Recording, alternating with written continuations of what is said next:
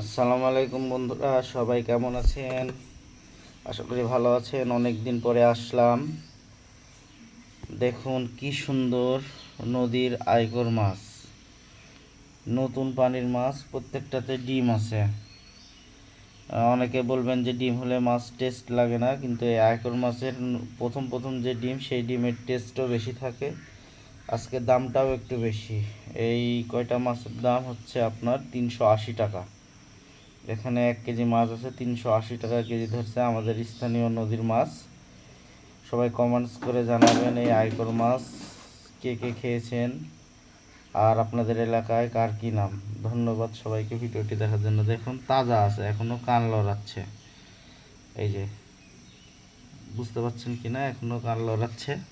তাজা সব একদমই।